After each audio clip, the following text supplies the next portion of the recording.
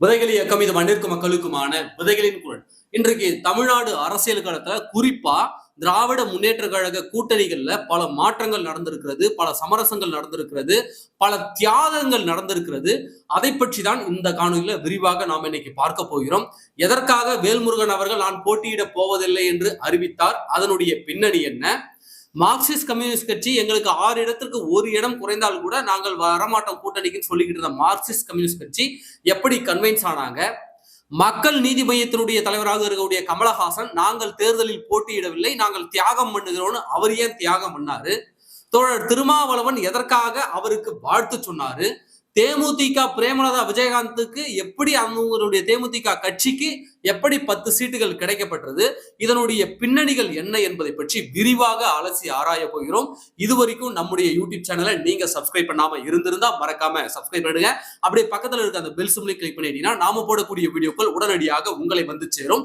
எதற்காக சொல்கிறேன் என்றால், நம்முடைய வீடியோவை பார்க்கக்கூடிய நபர்கள் கிட்டத்தட்ட 85% பேர் இந்த சப்ஸ்கிரைப் பண்ணாம தான் விதைகள் இயக்கம் சேனலை நீங்க ஃபாலோ பண்ணிட்டு இருக்கீங்க, பார்த்துக்கிட்டு இருக்கீங்க. எனவே மறக்காம சப்ஸ்கிரைப் பண்ணிடுங்க. சப்ஸ்கிரைப் பண்ணிட்டீங்கன்னா நாம போடக்கூடிய வீடியோக்கெல்லாம் டக்கு டக்கு உங்களுக்கு நோட்டிபிகேஷனா வந்துடும். அதற்காக தான் நம்ம சொல்றோம். சரி, அண்ணன் வேல்முருகன் அவர்கள் எதற்காக போட்டியிடவில்லை? அவர் இன்றைக்கு நேர்காணல்ல அவர் சொல்லிட்டார், பத்திரிகையாளர் சந்திப்புல, நான் தேர்தலில் போட்டியிட போவதில்லைன்னு மிக தெளிவாக சொல்லிவிட்டார். அதனுடைய பின்னணி என்ன என்பதை பற்றி நம்ம விளக்கமாக ஆராய வேண்டிய தேவை இருக்கிறது. ஏனென்றால் அவர் தொடர்ச்சியாக ஒரு 10 ஆண்டு காலத்திற்கு மேலாக திமுக கூட்டணியில இருந்துகிட்டு வராரு. அப்படி இருந்துகிட்டு வரும்போது, இத்தனை ஆண்டு காலம் நாங்க உங்களுக்காக உழைக்கிறோம், நீங்கள் என்ன தவறு செய்தாலும் அதற்கு நாங்கள் முட்டு கொடுக்கிறோம், எங்களுக்கு 2 இடங்கள் தாங்க அப்படின்னு அவர் கேட்கிறாரு. அதிலும் குறிப்பாக நெய்வேலி, பன்ருட்டி இந்த 2 தொகுதியில கேட்கிறாரு. ஏன் நெய்வேலியை அவர் குறிப்பா கேட்கிறாருனாக்க, பன்ருட்டி நெய்வேலி 2த்துலயுமே வன்னிய சமூகம், படையாட்சி சமூகம் இவங்க பெரும்பான்மையாக இருக்கக்கூடிய சமூகமாக இருக்காங்க. இது ஒரு காரணம். இன்னொரு காரணம் பொருளாதார ரீதியான காரணமும் இருக்கிறது. குறிப்பா அந்த நெய்வேலி நிலக்கரி சுரங்கம் இருக்கு இல்லைங்களா, அங்க கான்ட்ராக்ட் பேஸ்ல லாரிகளை விடுவாங்க. கான்ட்ராக்ட் பேஸ்ல தனியார் லாரிகளையும் எடுப்பாங்க.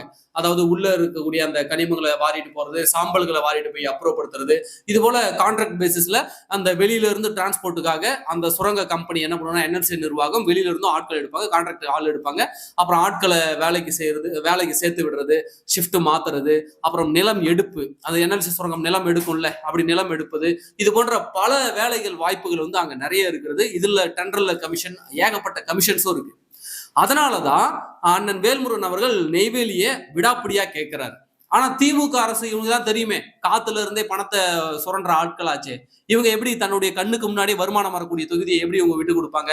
ஆல்ரெடி ஸ்ரீபெரும்புதூர்ல செல்வ பெருந்தகை அவர்களுக்கு அவங்கள்ட்ட கொடுத்து அந்த பக்கத்துல ஸ்கிராப்ல இருந்து வருமானம் போயிடுச்சு திமுகவுக்கு. திமுக லோக்கல் ஆளுங்களாம் ரொம்ப மன வருத்தத்துல இருந்தாங்க, எல்லாத்தையும் செல்வ பெருந்தகை சுருட்டிக்கிறாருங்க அப்படின்னு சொல்லிட்டு அவங்க மன வருத்தத்துல இருந்திருக்காங்க. அதே போலதான் நெய்வேலியிலும் நிகழ்ந்துட்டு இருக்கு. லோக்கல் திமுக காரர்கள் லோக்கல் எம்எல்ஏ கேண்டிடேட்டுக்காக போயிட்டு அந்த வேட்புமனு தாக்கல், விருப்ப மனு தாக்கல் பண்ணவங்க இவங்கெல்லாம் திமுக தலைமையை நெருக்கடி பண்ண ஆரம்பிச்சுட்டாங்க.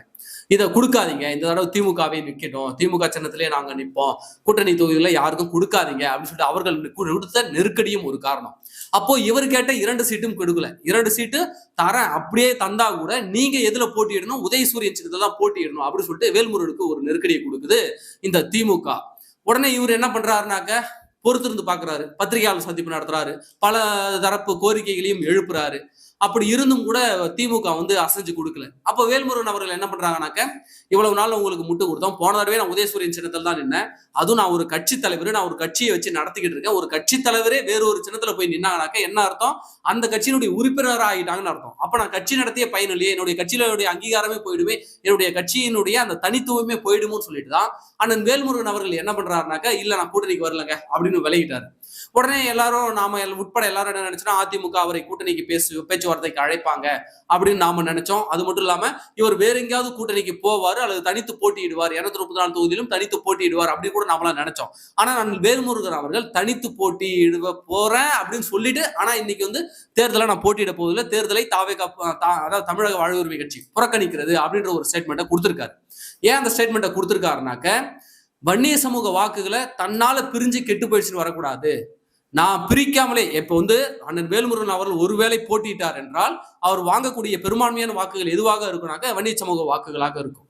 அப்ப அண்ணன் வேல்முருகன் என்ன ஃபீல் பண்றாருனாக்க, இப்ப அந்த வன்னிய சமூக வாக்குகள்லாம் நேரம் எங்க போய் விழுது?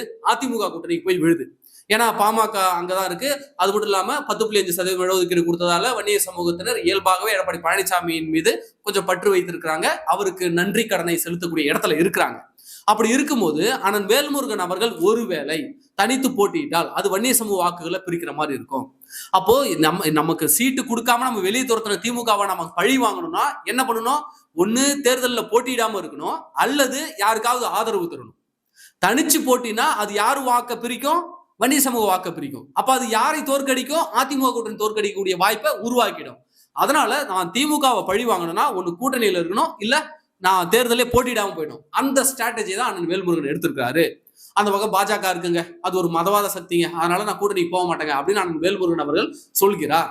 புரியுதுங்களா? அவர் சொல்றாரு, நான் சொல்றேன், அவரு சொல்கிறார். அப்ப அவர் என்ன ஆப்ஷனை எடுக்கிறாரு அப்படின்னாக்க, நான் தேர்தலே போட்டியிடலைங்க, நான் போட்டியிட்டாதானே அந்த வாக்குகள் பிரிந்து திமுக வெற்றி பெறுவதற்கான வாய்ப்பு இருக்கு, நான் போட்டியிடலன்னா மொத்த பேரும் தூக்கிட்டு போய் ஓட்ட அந்த குத்துருவாங்கல்ல. அப்போ அது மட்டும் இல்லாம தாவேகா அந்த தமிழக வாழ்வுரிமை கட்சியுடைய தொண்டர்கள் என்ன பண்ணுவாங்க? நம்ம அண்ணனை கூட்டணியில இருந்து சதி பண்ணி வெளியில துரத்தி விட்டாங்க, அப்ப திமுகவுக்கு சரியான பாடம் கற்பிக்கணும்னு சொல்லிட்டு அவங்க ஆட்டோமேட்டிக்கா எங்க போய் ஓட்ட போடுவாங்க? அதிமுகவுக்கு போடுவாங்க, திமுகவை தோற்கடிக்கிறேன் பாருன்னு சொல்லிட்டு. இப்ப புரியுதுதா? இந்த ஸ்ட்ராட்டஜி தான் அண்ணன் வேல்முருகன் அவர்கள் எடுத்திருக்காரு. இதனுடைய பின்னணியில தான் அண்ணன் வேல்முருகன் அவர்கள் நான் தேர்தலில் கண்டெஸ்ட் பண்ண போறது இல்ல அப்படின்ற ஒரு ஸ்டேட்மெண்ட்டை கொடுத்திருக்காரு. சரி, இது ஒரு புறம் இருக்க, மக்கள் நீதி மையம் கமலஹாசன் இருக்காருல்ல, அவர் எதுக்கியா தியாகம் பண்ணாரு அப்படின்னு பார்க்கணும். முதல் விஷயம், இன்றைக்கு கமலஹாசன் எடுத்திருக்கக்கூடிய மலஹாசன், அவனை கமலஹாசன்லாம் இங்க சொல்லக்கூடாது, காவை கட் பண்ணிட்டு மலஹாசன். இந்த மலஹாசன் எதற்காக இந்த முடிவை இப்ப எடுத்தாருன்னு கேக்குறீங்களா? இந்த முடிவு இப்ப எடுக்கப்பட்டது அல்ல.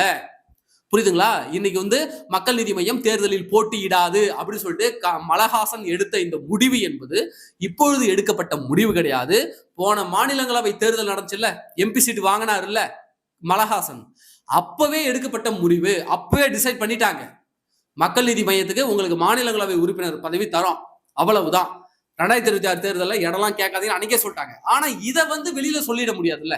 இதை கட்சிக்காரர்கிட்ட சொன்னா, ஆனா இது பொது வெளியில வந்துருச்சுனாக்க மக்கள் என்ன விமர்சிப்பாங்க? யோ என்னையா கட்சியை கலைச்சிட்டு அதுக்கு திமுக கூட போயிடலாமையா, யோ ஆண்டவரே உன்னை நம்பி நாங்க இத்தனை பேர் வந்துட்டுமையா, என்னையா பண்றது அப்படின்னு சொல்லிட்டு சொந்த கட்சிக்காரனே கேட்பான்ல. அப்போ அதற்காக தான் அப்ப அந்த நியூஸை கசிய விடாம இப்ப நாம தேர்தலில் போட்டியிட போறோம், திமுக கிட்ட இரட்டை இலக்கத்துல நாம பேசி தொகுதி இடங்களை வாங்க போறோம் அப்படி இப்படின்னு ஆண்டவர் நல்லா டிராமா போட்டு அரசியல் பண்ணி அவருடைய ரசிகர்கள், அவருடைய கட்சிக்காரர்கள், தமிழ்நாட்டு மக்கள் அத்தனை பேரையும் ஏமாத்தி கடைசியில திமுக அப்பவே எடுத்து செல்ல முடிவு, அந்த முடிவை இப்ப எக்ஸிக்யூட் பண்ணி தான் இல்ல நாங்க தேர்தலில் போட்டியிட போவது இல்லை அப்படின்னு மலஹாசன் இந்த முடிவை எடுத்திருக்கிறாரு. அப்போ உண்மையாகவே திமுக பேச்சுவார்த்தை நடத்தினதானாக்க, அதாவது மலஹாசன் சொன்னார்ல 2 தொகுதி எங்களுக்கு தரேன்னாங்க, நாங்க 2 இலக்கத்துல கேட்டோம், ஆனா 2 தொகுதி தரேன்னாங்க, 2 உதயசூரியன் சின்னத்துல போட்டியிடணும் அப்படின்னு சொல்லியிருக்காங்க திமுக அப்படின்னு இவர் இப்ப சொல்றாருல, ஒரு ரீசன் சொல்றாருல, இதெல்லாம் நம்புற மாதிரியா இருக்குது? ஏன் இன்னைக்கு மதிமுக 4 சீட்டு வாங்கி 3 சீட்டு உதயசூரில நிக்கல? கொங்கு தேச மக்கள் வச்சு அவங்கெல்லாம் 3 சீட்டு, இதுல 2 சீட்டு உதயசூரில நிக்கல? அப்போ மலஹாசன் ஏன் அதை 2 சீட்டு உதயசூரனா இருந்தாலும் பரவாயில்ல, ஏன் உன் கட்சிக்காரன் வேற ஏதாவது உன்னை நம்பி வந்தவனுக்கு உனக்கு உழைச்சவனுக்கு கொடுக்க வேண்டியதானே, என் ஸ்நேகனுக்கு கொடுக்க வேண்டியதானே, உனக்காக எல்லா இடத்துலயும் வாயை விட்டு இன்னைக்கு அடி வாங்கிட்டு திரியிறான்னு அவனுக்காக கொடுக்க வேண்டியதானே, ஏன் எம்எல்ஏ ஆகி போகட்டும் சட்டசபைக்கு, ஏன்னா கொடுக்க மாட்டேன்ட்டாங்க. அந்த 2 சீட்டு திமுக தரேன்னு சொன்னது உதயசூரில நிக்க சொன்னாங்க அப்படின்னு இவன் சொன்னதே பொய். ஏன்னா இவன் மாநிலங்களவை உறுப்பினர் ஆவதற்கு ஆல்ரெடி எல்லாம் சைன் பண்ணியாச்சு, 2020 எனக்கு இடலாம் வேண்டாங்க அப்படின்னு சொல்லியாச்சு. ஆனா அது வெளியில தெரிஞ்சா இந்த மக்கள் என்ன பண்ணுவாங்க? இவர் தப்பா நினைப்பாங்க, இவன் திமுக ஊப்பே கட்சியை கலைச்சிட்டு போயிடலாம அப்படின்னு எதிர்மறை விமர்சனம்லாம் வரும்னு சொல்லிட்டுதான் இப்ப இந்த டிராமா 2 சீட்டு தரனாங்க, உதயசூரில் நிக்கிறேன்னு சொன்னாங்க, ஆனா எங்களுக்கு வெக்கமான சூடு சொரணை இருக்கு, நாங்க டார்ச் லைட் தவிர்த்து வேற எதிலும் நிற்க மாட்டோம் அப்படின்னு இவர் ஒரு டிராமாவை கிரியேட் பண்ணி இன்னைக்கு எல்லா தரப்பினரையும் முட்டாளாக்கி இருக்கிறார். நாங்க ஒன்னும் அவ்வளவு பைத்தியாரம் இல்ல கமல் சார், எல்லாத்தையும் விசாரிச்சிட்டோம். புரியுதுங்களா? அப்போ இந்த 2026 தேர்தலில் கமலஹாசனுக்கு அந்த 2 தொகுதி உதயசூரில கொடுக்குறோம் அப்படின்னு திமுக எல்லாம் சொல்லவே இல்லை அப்படின்னு இவர் புருடா விட்டுக்கிட்டு திரியிறாரு. இவர் வெளியில புருடா விட்டுக்கிட்டு சமாளிக்கிறாரு, எங்க தன் மீது கடுமையான விமர்சனம் வரும் அப்படின்னு சொல்லிட்டு. புரியுதுங்களா?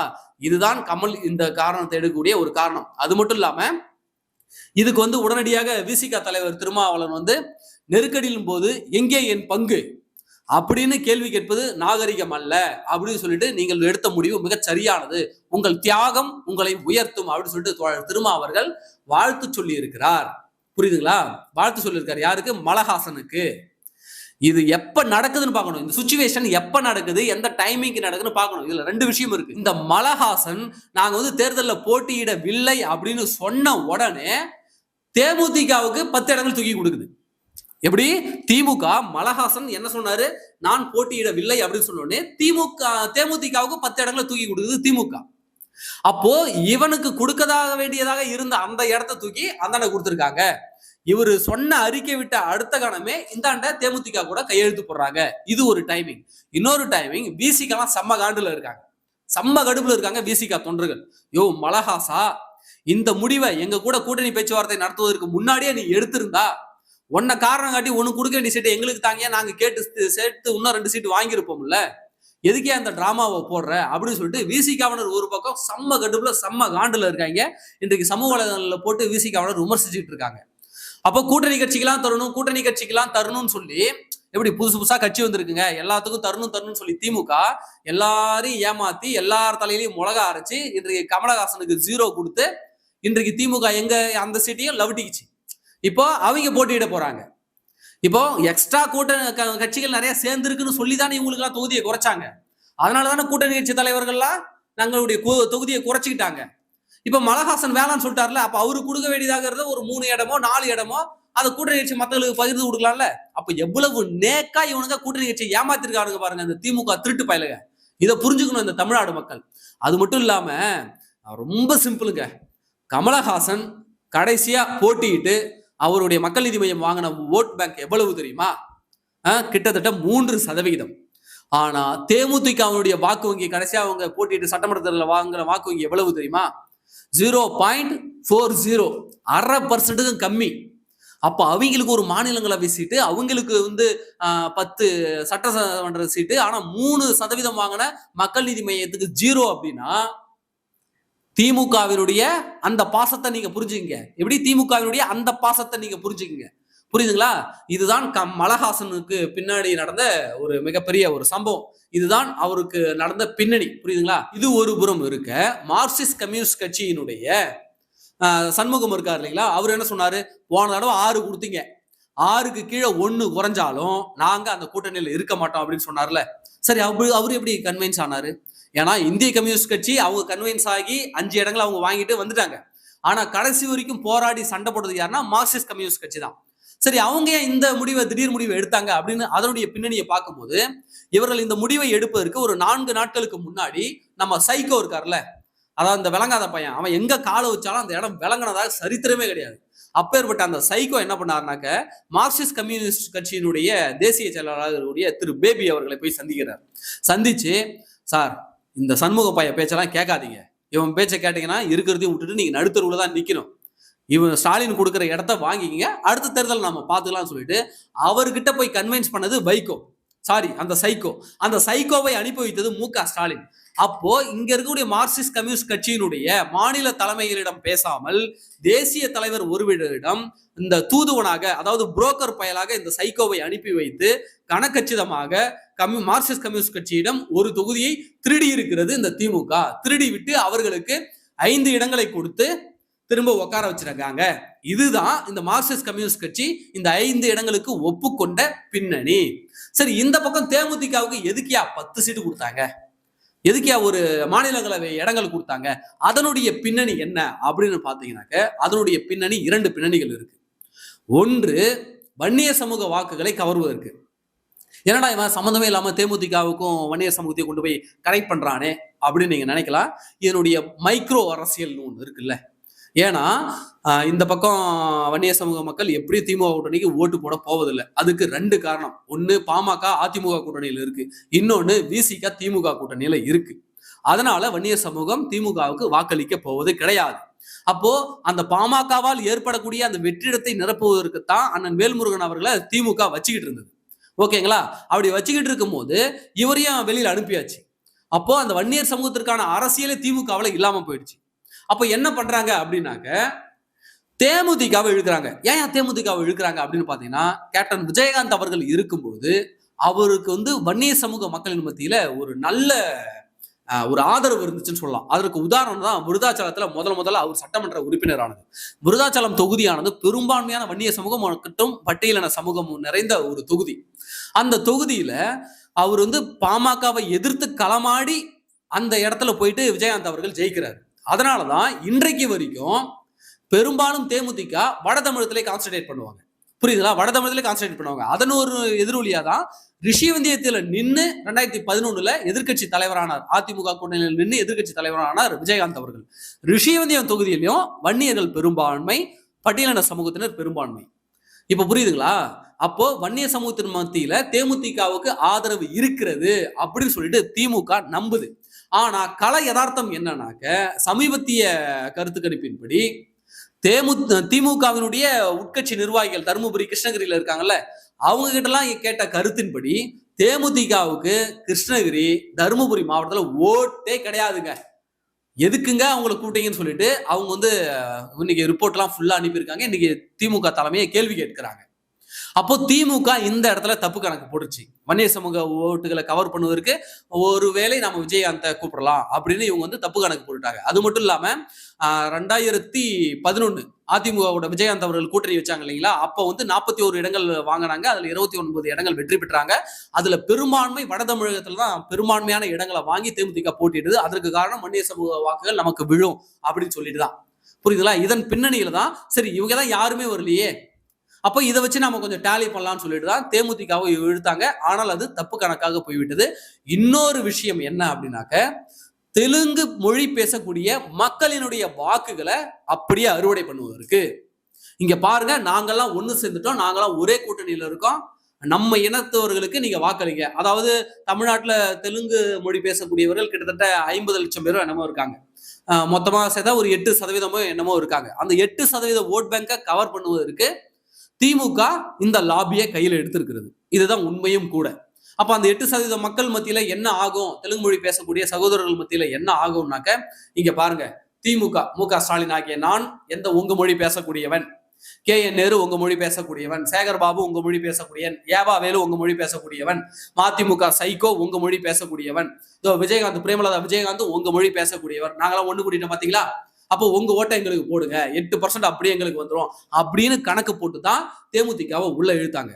இந்த 2 விதமான கணக்குகளை போட்டுதான் தேமுதிகவை உள்ள இழுத்து செத்து போகிற கட்சிக்கு உயிர் கொடுக்கிற வேலையை இன்றைக்கு திமுக பார்த்திருக்கிறது. அப்போ மலஹாசனுக்கெல்லாம் 3% வாக்கு அவர் நிரூபிச்சிருக்காரு. அவருக்கு 0 கொடுத்துட்டு தேமுதிக 1/2% கூட ரீச் ஆகாததுக்கு இவங்க 10 இடங்கள் ஒரு மாநிலங்களவை கொடுக்குறாங்க அப்படின்னா இதனுடைய பின்னணியை தமிழ்நாடு மக்கள் நீங்க சிந்திச்சு பார்க்கணும். இதனுடைய பின்னணியில் முழுக்க சாதிய அரசியல் மட்டும்தான் காரணமே தவிர வேறு எந்த காரணமும் கிடையாது. இப்ப நான் சொன்ன நிகழ்வுகள்லாம் அத்தனைக்கும் பின்னணி இதுதான். கம்யூனிஸ்ட் எதுக்காக 6 இடத்துல இருந்து 5 இடத்துக்கு ஒத்துக்கிட்டாங்க, அவர்களை கன்வின்ஸ் பண்ணது யாருன்னா சைகோ. இந்த மலஹாசன் போன மாநிலங்களவை தேர்தலில் இவன் மாநிலங்களவை சீட்டுக்காக ஒட்டுமொத்தமா அடகு வச்சிட்டான். இவனை நம்பிய கட்சிக்காரங்க அத்தனை பேரையும் இன்னைக்கு நடுத்தூர்ல நிறுத்திட்டான். இப்ப போட்டதெல்லாம் டிராமா. இந்த 2 சீட்டு கொடுக்குறாங்க, உதயசூரியன் கொடுக்குறாங்க, ஆனா நாங்க டார்ச் லைட்டை தவிர்த்து வேற எதுலயும் நிக்க மாட்டோம் அப்படின்னு சொல்றவன் இவன் மட்டும் எப்படி திமுகவினுடைய மாநிலங்களவை உறுப்பினரா ஆனா? சொல்லுங்க பாப்போம். இது முரண்பாடா இருக்குல்ல. இப்ப நான் சொல்றது உங்களுக்கு புரியுதா? இவன் என்ன சொல்றான், திமுக 2 இடங்கள் தரேன்னு சொன்னிச்சு, அந்த 2 இடங்களும் உதயசூரியன் சின்னத்துல போட்டியிட சொன்னிச்சு. ஆனா நான் தான் என்ன சொன்னேன்னாக்க, மக்கள் நீதி மையம் டார்ச் லைட்டே நாங்க பழகிட்டோம், டார்ச் லைட் தான், அதை தவிர்த்துன்னு எங்க கட்சிக்காரன் வேற எதுலயும் போட்டியிட மாட்டான் அப்படின்னு சொன்ன இந்த மலஹாசன் இவன் மட்டும் எப்படி திமுகவினுடைய சட்டமன்ற உறுப்பினருடைய ஆதரவோடு மாநிலங்களவை உறுப்பினரா மாறினா? இப்ப திமுகவினுடைய மாநிலங்களவை உறுப்பினராகத்தான கணக்கு மலஹாசனுக்கு. இப்ப புரியுதுங்களா? இவன் சொன்னது பிராடுகார பைய, இவன் நம்பி அத்தனை பேரையும் நடுத்தூர் நிறுத்திட்டான், கட்சிய அடமானம் வச்சுட்டான்னு சொன்னது இப்ப உங்களுக்கு புரியுதா? இதான் இதனுடைய பின்னணி. தேமுதிக எதற்காக திமுக கூட்டணியில் இணைந்தது, எதற்காக இவர்களுக்கு சீட்டை தூக்கி கொடுத்தாங்கன்றதுக்கான பின்னணியும் நான் உங்களுக்கு சொல்லிட்டேன். திருமாவளவன் அவர்கள் எதற்காக வாழ்த்து சொன்னாங்கன்னு சொல்லிட்டேன். எதற்காக அண்ணன் வேல்முருகன் அவர்கள் தனித்து போட்டியிடுகிறார், அதனுடைய பின்னணி என்ன என்பதையும் நான் விரிவாக விளக்கிட்டேன். இதையெல்லாம் சிந்திச்சு பார்த்து நீங்க வாக்களிங்க. இந்த திமுக எவ்வளவு பெரிய நாசகார சக்தி, தன்னுடைய கூட்டணி கட்சியினுடைய ரத்தத்தை கூட உறிஞ்சி எடுக்கக்கூடிய ஒரு அகோர சக்தியாக திமுக இன்றைக்கு உருவெடுத்திருக்கிறது. இத்தகைய பயங்கரவாத சதிகார நாசகார தீய சக்தி திமுகவை மீண்டும் ஆட்சியில் அமர்த்த போகிறீர்களா? அதுதான் எங்களுடைய கேள்வி. பட்டியலின சமூக மக்களே, திருமாவளவன் அவர்களுக்கு இழைக்கப்பட்டது அநீதி. வன்னிய சமூக மக்களே, அண்ணன் வேல்முருகன் அவர்களுக்கு இழைக்கப்பட்டது அநீதி. ஒட்டுமொத்த தமிழர்களே, இந்த திமுக தமிழர்களுக்கு எதிரான ஒரு கூட்டணியை இன்றைக்கு கட்டமைத்திருக்கிறது. இவர்களை தோற்கடித்து வீட்டுக்கு அனுப்ப வேண்டியது நம் ஒவ்வொருவருடைய கடமை. நன்றி.